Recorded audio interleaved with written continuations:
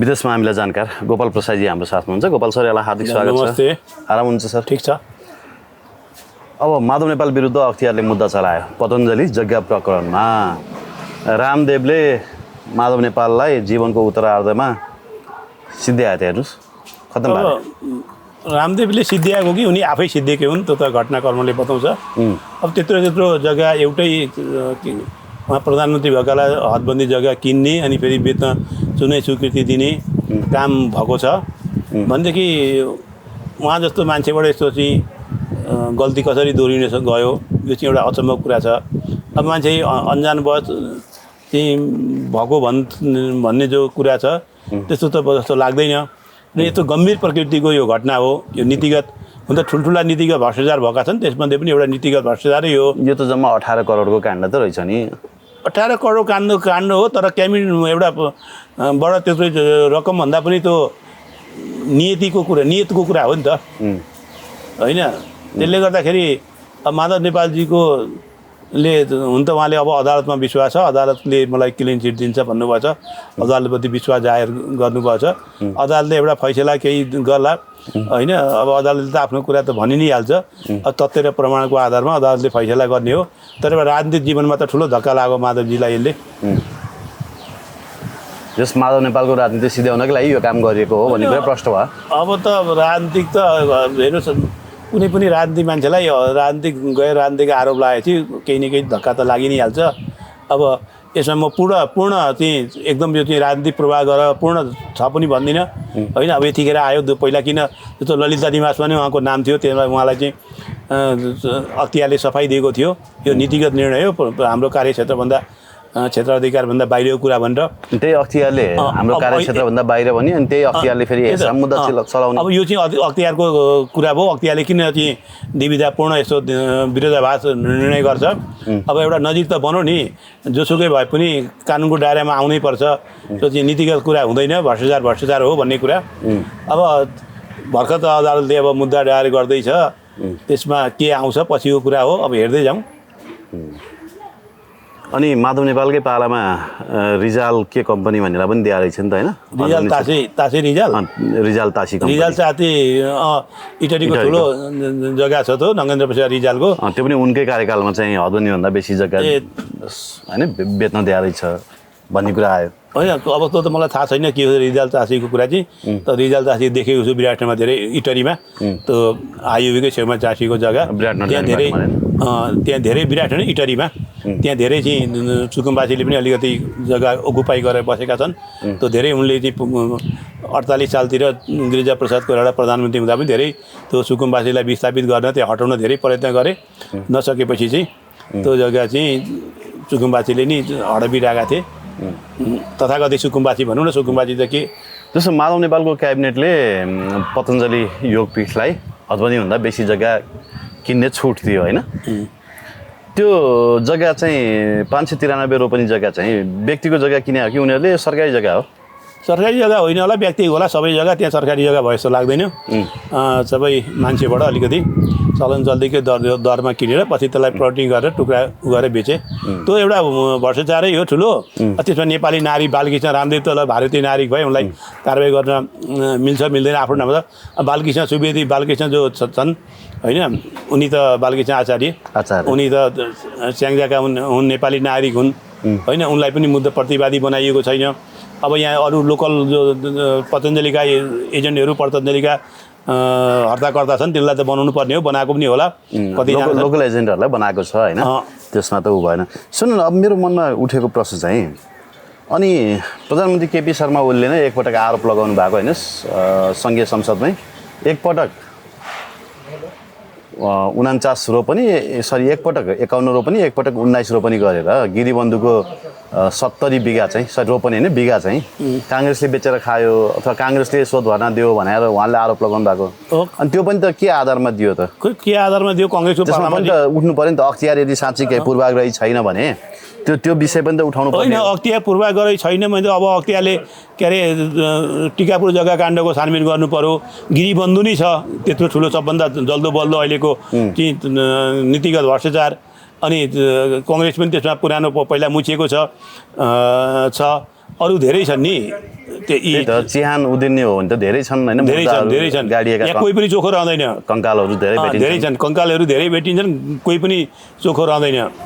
कसले कति धेरै ठुलो मात्रामा गरेको छ भन्ने कुरा मात्रै हो। भनेपछि अहिले चाहिँ विपक्षी तह लगाउनको लागि होइन, ओलीजीले यो उहाँले के अरे नीतिगत कुरा भए पनि अब प्रधान माधव नेपालजी नि भोलि कठघरामा जानु पर्यो, उहाँको चाहिँ राजनीतिक जीवनमा जब ओह्रालो यात्रा सुरु भयो भने त्यो अरू उहाँका पार्टीका मान्छेहरू त एउटा आश्रय खोज्दै कहीँ न कहीँ छारी खोज्दै ओलीजीसँग आइपुग्छन् र सबभन्दा ठुलो संसदको पार्टी बनाएर अब भोलि शेरबहादुरले चाहिँ कङ्ग्रेसले समर्थन फिर्ता लियो भने पनि ठुलो दलको हैसियतले चाहिँ फेरि सरकारको क्लेम गर्न ओलीको रणनीति मध्येको एउटा कारण यो पनि हो अहिले यो समयमा आएर उनलाई कारवाही गर्ने। अब उनका जो 10जना सांसद छन् ती सांसदहरू त अब के अरे पार्टी त राष्ट्रिय सुकुम्बासी हुने भयो, पार्टी राष्ट्रिय पार्टी छैन, ती त स्वतन्त्र हैसियत हो। अब माधव नेपालले रहेछ, उसलाई कसले संरक्षण गर्ने, अरू त संरक्षण गर्ने खालको मान्छे त्यहाँ देखिँदैन। त अब ओलीले संरक्षण गर्न सक्दैन, ओलीकै जानुपर्छ। आखिर तिनीहरूको पनि त कर्मकाण्डी सबै कुरा ओलीलाई थाहा छँदैछ। ती होइन अब त्यहाँ सांसद भएका मन्त्री भएका मान्छेहरू, पर्यटन मन्त्री भएका थिए एकजना सांसद, उनको कर्तु थाहा छँदैछ, अरूहरूको थाहा छँदैछ। तीले कारणले ठुलो पार्टी बनाउने रणनीति हो ती 9जना। भनेपछि अरूमाथि पनि डन्डा चल्छ भन्ने हिसाबले अब सबै एमालेतिर भाग्छन्। होइन, एमालेतिर उनलाई चाहिँ ओलीको रणनीति हो, के हुन्छ होइन। त्यो ओलीको रणनीति चाहिँ अब ती 9जना सांसद ल्याएर काङ्ग्रेसभन्दा ठुलो पार्टी बनाउने। अब त्यसो हुँदाखेरि के हुन्छ भने कङ्ग्रेसको जस्तो एकजना त अब सांसद त निलम्बित भएका छन्, मोहनबहादुर बस्नेत होइन। अब टेकबहादुर गुरुङको पनि मुद्दै छ। अब 2-3जना काङ्ग्रेसको निलम्बित हुने बित्तिकै त ठुलो पार्टी त हुनेकै हुन्छ नि त। त्यही त, तीहरू 9जना आयो भने। अनि आज देउबा र प्रचण्ड बिच भेटघाट भयो सर होइन, फेरि के भित्रभित्र केही पाक्दैछ कि? त्यस्तो त केही लाग्दैन, भेटघाट त अब उही ओलीजीले फेरि हामीलाई पनि अब के अरे प्रचण्डलाई पनि चेरा दरबारमा डाम्न सक्छन्, मलाई पनि ललिता उसमा के अरे टिकापुर जग्गामा डाम्न सक्छन्। ओलीकोपट्टिको विश्वासको वातावरण सङ्कट छ नि, यहाँ त कसले कसलाई चाहिँ डाम्छ भन्ने कुरा टुङ्गो छैन। ओलीको चाहिँ वज्र प्रहार कसलाई हुन्छ त्यो थाहा छैन।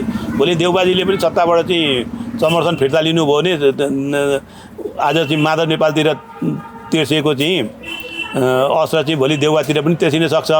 अहिले सत्ताको समर्थन गरेर अब लगनगाँठो जोडिएको छ त, त्यो लगनगाँठो भोलि टुट्ने बित्तिकै त जे पनि हुनसक्छ नि। ओलीले जे पनि गर्न सक्छन्, ओलीको स्वभाव त थाहा छ राम्रोसँग शेरबहादुरलाई। त्यसले गर्दाखेरि यसैमा केन्द्रित भएको वार्ता हुनसक्छ। अनि माधव नेपाल पछाडि अब प्रचण्डको पालो भन्दैछन् नि धेरैजना। हुनसक्छ, चेरा दरबारको त त्यत्रो काण्डै छ उनीसँग। अब होइन, अब अदालत हेर्नुहोस्, के अरे पूर्व सभामुख अग्नि चापोटकवाले जो दियो, त्यसले गर्दा त माओवादी नेता धेरै नेताहरूको टाउकोमा त तरबाज झुन्डिरहेको छ नि। मलाई हिजो काङ्ग्रेसकै एकजना नेताले के भन्नुभयो भने देश अब मध्यावधिमा जान सक्छ भन्नुहुन्छ होइन, तपाईँलाई के लाग्छ? होइन, मैले त्यो पहिल्यै कुरा भनिरहेको छु, मध्यावधिको कुनै विकल्प छैन, ढिलो छिटो। यो धेरै अगाडिदेखि मैले भनिरहेको हुँ। अब मध्यावधिमा जाँदा कङ्ग्रेसले पनि अहिले विरोध गर्ने अवस्था छैन, किनभने कङ्ग्रेस पनि मध्यावधिमा जान तयारै हुनुपर्छ। किन अब एमाले र माओवादीको बिच एउटा कम्पिटिसन र द्वन्द्व भएकालाई सरकार मध्यावधिमा गयो भने काङ्ग्रेस लार्जेस्ट पार्टी त भइहाल्छ। अब हुन त मध्यावधि भए पनि रिजल्ट यही हो, हेर्नु त 10-20 सिट 5-10 सिट तलमाथि हो। अहिलेको संसदको जो कम्पोनेन्ट छ त्योभन्दा कम धेरै ठुलो फरक पर्दैन र समस्याको समाधान त हुँदैन। तर मलाई लाग्छ अहिले यो सांसदहरू त तयार छैनन्, किनभने अब चुनाव टिकट पाउने नपाउने सम्भव छैन। फेरि चुनाव जित्ने नजित्ने ठुलो लगानी ठुलो खर्च छ। तर प्रधानमन्त्री ओली मध्यावधिको लागि तयारै छन् जस्तो लाग्छ। र अहिले उनी जो एमालेलाई चाहिँ उसमा एकदम युद्धस्थ रूपमा चाहिँ सङ्गठन गर भन्दै हुन्छ, त्यसैको तयारी होला होइन। मध्यावधि चुनाव त असम्भव भावी नै छ, त्यो त एकदम हुन्छ, त्यसमा कुनै सङ्ख्या नमाने हुन्छ, तर कहिले हुन्छ भन्ने कुरा मात्रै हो। अब राजावादी आन्दोलन त तुइयो जस्तो देखियो नि सर। राजावादी आन्दोलन त तुइनेको लागि गरेको, त्यसको कुनै के अरे आगे पछि केही पनि थिएन, तुइयो नि।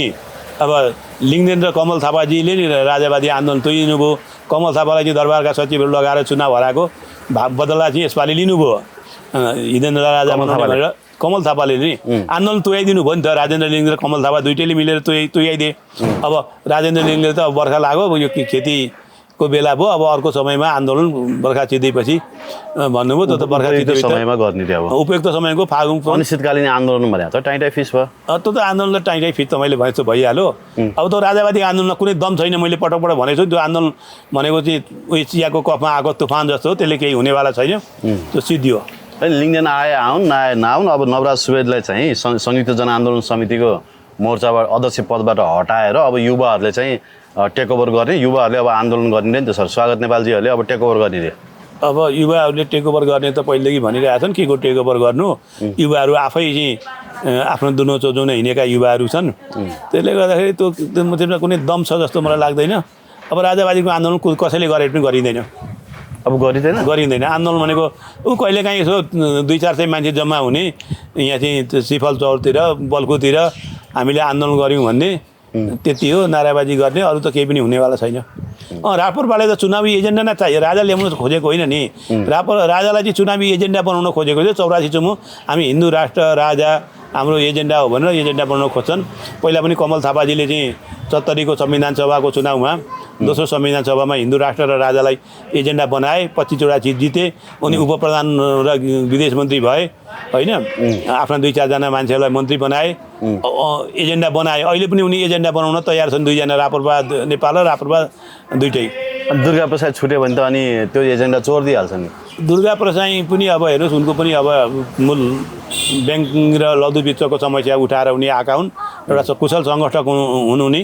अब अदालतले के गर्छ अहिले त उनीपट्टि अदालतमा विचाराधीन मुद्दा छ। अदालतको मुद्दाको फैसला नभए त्यसको चाहिँ केही नआई दुर्गा प्रसाद छुट्ने भन्ने छैन। छुट्यो भने एउटा पक्कै पनि राजावादी आन्दोलन नयाँ उत्साह चाहिँ थप्छन् उनले। उत्साह छर्छन् कि अब राप्रपा र कमल थापाको हातबाट चाहिँ राज संस्थाको मुद्दा उनले टिप्छन्।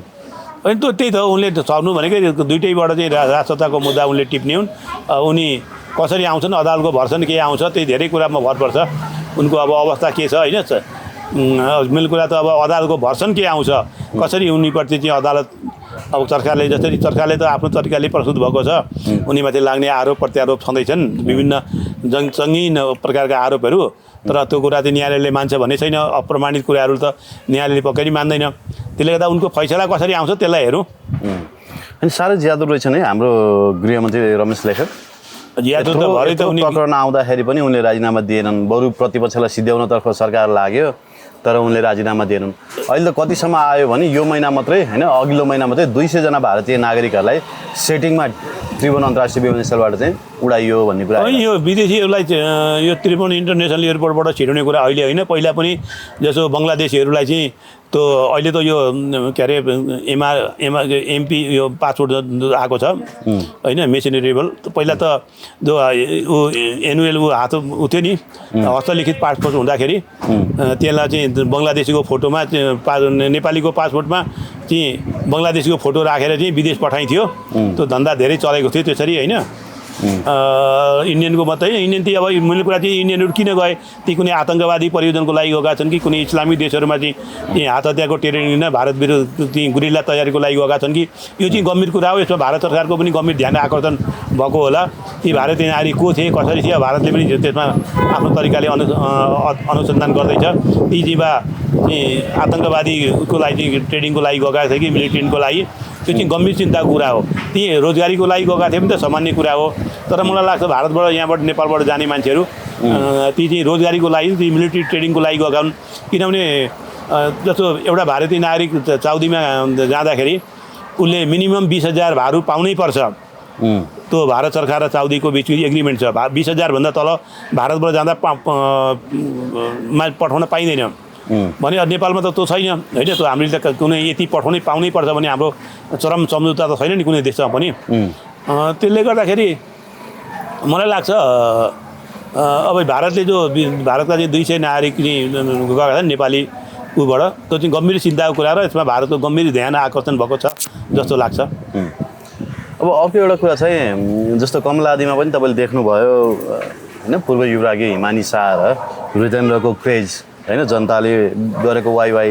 हिजो जुम्लामा पनि त्यस्तै किसिमको क्रेज होइन कि भारतले चाहिँ अब ज्ञानेन्द्र शाहलाई भन्दा हिमानी शाह र वीरेन्द्रलाई अगाडि बढाउन चाहेको हो होइन। अब पहिला गिरिजा प्रसाद कोइरालाई पाला बेबी किङ भनेर ल्याइएको थियो। अब हिमानीपट्टिको व्यक्तिगत आकाङ्क्षा हो। अब नवयुवराज हिरेन्द्रपट्टि अलिकति मान्छेको युवाहरूको केही मान्छेको आकर्षण छ।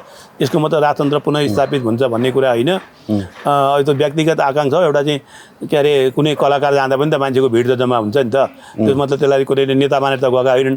एउटा चाहिँ यो आवेज एउटा भनौँ न एउटा भिड जम्मा हुन्छ नि कहिलेकाहीँ अचानक त्यो भिड जम्मा भएको त्यसले राजतन्त्र फर्काउनलाई कुनै मद्दत गर्दैन र मलाई लाग्छ हिमानीमा त्यो महत्त्वाकांक्षा पनि छैन उनी एउटा चाहिँ आरामदायक तरिकाले सर्भाइभ गरेर आफ्नो भएको सम्पत्तिमाथि सरकारले राज्यले धावा नबोलोस् त्यति मात्रै चाहन्छन् जस्तो लाग्छ र उनी अब राजस्थानी एउटा चाहिँ इन्डियन मुल्की मान्छे हुन् नेपालीसँग बिहे भए पनि होइन उनी भारतीय नारी हुन् त्यसले पछि भारतीय नारीको आफ्नो नारीप्रति चाहिँ एउटा चाहिँ ऊ हुनु स्वाभाविक पनि हो तर हिमानीबाट त्यत्रो ठुलो राजसत्ता स्थापना होला आफ्नो चाहिँ छोरो राजा होला जस्तो राजा बनाउन उनी छन् जस्तो लाग्दैन उनी त एउटा के स्ट्रट खोलेर चाहिँ के यसो गाउँघरतिर सानोतिनो सामाजिक काम गर्दैछन् क्यार होइन उनीबाट केही होला जस्तो मलाई लाग्दैन अब राजा आज काठमाडौँ फर्केछन् झापाबाट होइन आन्दोलनको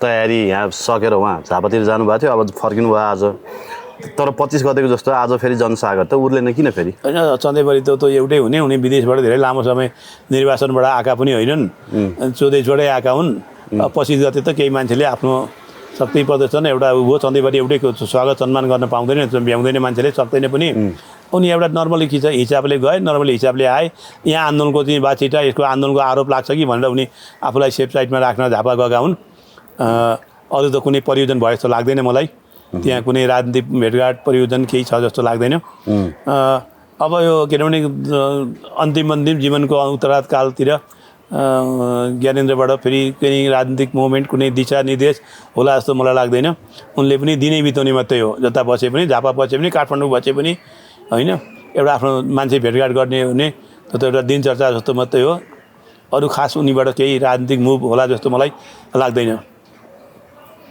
अनि शङ्कर भण्डारी र तपाईँको भीम रावललाई चाहिँ अब यो राजावादी आन्दोलनमा भित्याउने तयारी नि त नवराज सुवेदीले हटाएर त्यो भयो भने त मोमेन्टम गेन गर्छ होला भीम रावलको पनि फ्यान फलोइङ थुप्रो छ होइन भीम रावलजी कम्युनिस्ट सुलिङबाट आएको मान्छे अहिले उहाँ संस्थालाई स्वीकार्ने पक्षमा छ जस्तो लाग्दैन उहाँको अभिव्यक्ति हेर्दाखेरि उहाँले अहिले चाहिँ त्यो भन्न सक्नुभएको छैन शङ्कर भण्डारीजी नेपाली कङ्ग्रेसको जुझारु एउटा स्टुडेन्ट मुभमेन्टबाट आएको मान्छे त्यसले गर्दाखेरि उहाँ हिन्दू राष्ट्रको चाहिँ पक्षधर हो राजावादी चाहिँ हो जस्तो मलाई लाग्दैन उहाँहरूको एउटा ठुलो जमातै छ हिन्दू राष्ट्रको पक्षधर हिन्दू अधिराज्य होइन हिन्दू राष्ट्रको पक्षधर हो उहाँहरू पनि शङ्कर भण्डारी पनि राजाको पक्षमा मलाई जानुहुन्छ जस्तो लाग्दैन है जहाँसम्म मेरो उहाँप्रतिको अनुमान छ उहाँ जानुहुन्छ जस्तो लाग्दैन बिचरा अब जगमान गुरुङको भविष्यवाणी चाहिँ फेल खायो है त्यो त अस्ति भनेको थियो नि जगमान गुरुङजीको भविष्यवाणी त्यो काम लाग्ने भविष्यवाणी होइन त्यो चाहिँ आकाशतिर हेरेर पहिला चाहिँ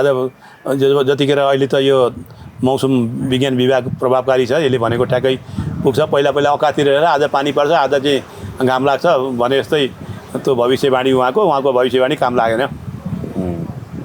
भनेपछि तत्कालका लागि राष्ट्र पुनर्स्थापनाको आन्दोलन अब इतिश्री भयो तत्काल मात्रै होइन कहिले पनि हुँदैन यो अर्को वर्ष हुन्छ अरे नि त फेरि अब अर्को वर्ष दसैँ तिहार अनि पुस माघ अर्को वर्ष भनेको अर्को वर्ष अब के हुन्छ भन्ने कुरा हुन्छ राजनीतिमा त्यसपछि चुनावको तयारी हुन्छ त्यो चाहिँ यो के अरे मध्यावधि भएन भने पनि के अरे स्थानीय चुनाव हुन्छ त्यसको लागि चाहिँ एजेन्डा चाहिन्छ यी सबै कुराको लागि चुनावी माहौल वातावरण बनाएको यो अर्को वर्ष भनेको हस् thank you very much sir ल नमस्ते